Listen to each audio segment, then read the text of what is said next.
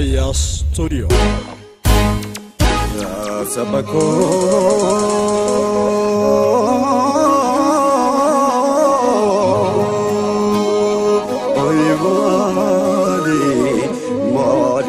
Say Maria, Tomari Anna,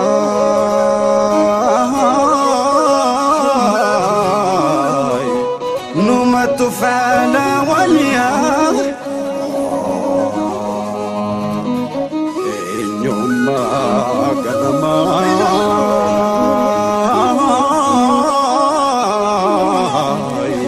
Vayanoranta.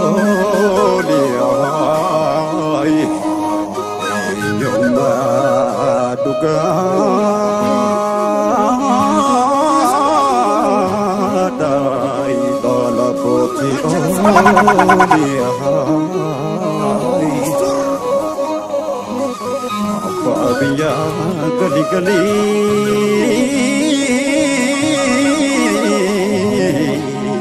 Iswa mande inje fanongali Obo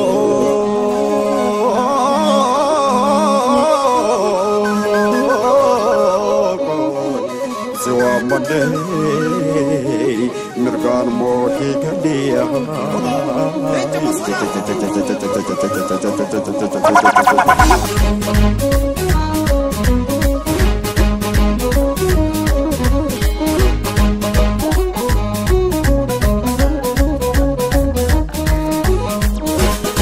Kubelo le nanai kubelo le hai kubelo le nanai kubelo le hai kubelo le koti chalmaraya hai kubelo le apacha banoti hai kubelo le tulchi sawarana hai kubelo le gota sabasati hai kubelo le kongo fi azabo hai kubelo le ilmani gatoko hai kubelo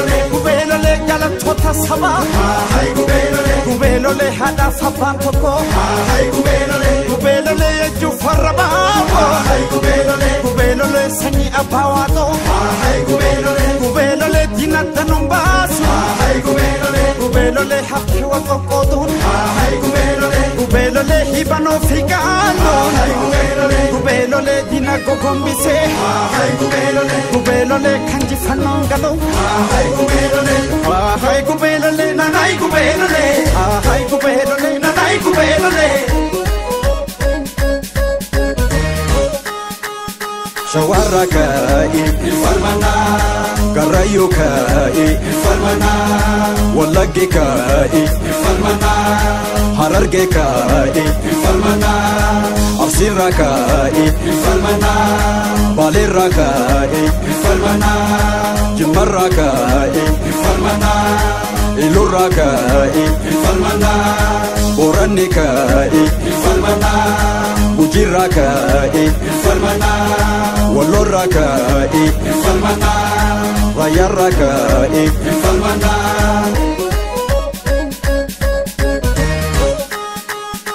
Ubashira mate hasana medra serani yadata Sebastiya bagi morantesa Muhammad ayat sumasa rashide ko serani yadata Sebastiya bagi morantesa Usane idrik shaktola haja par serani yadata Makelika urabot siyata Bashira minki ya aliya gulwahar serani yadata Nabi farmat siyan sigafata Abdi to farisi fabba marse ofi serani yadata Nabi motabu desi komata Inte korma gafa Muhammad maki fasenani yadata La feisani bega solita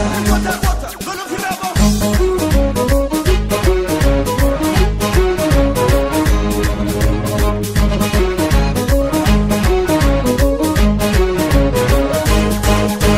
Sodatin male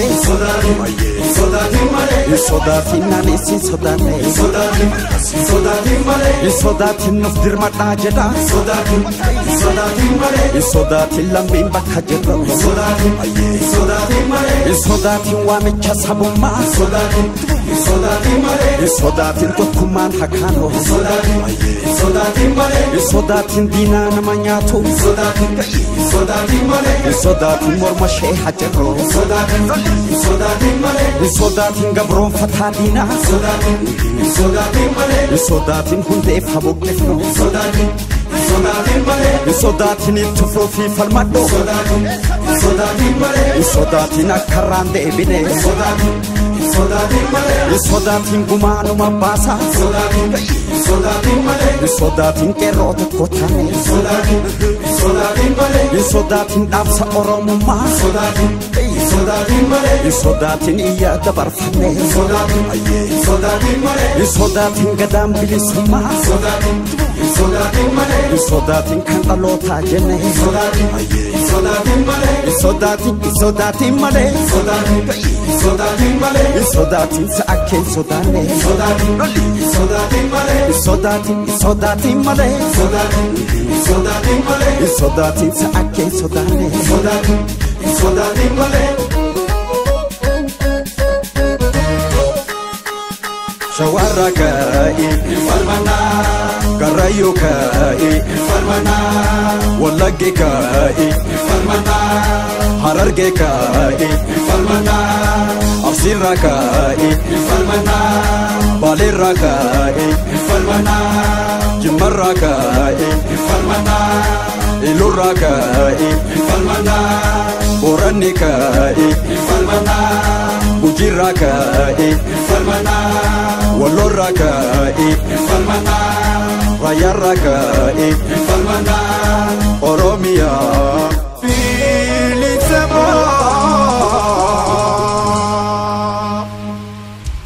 Raya Studio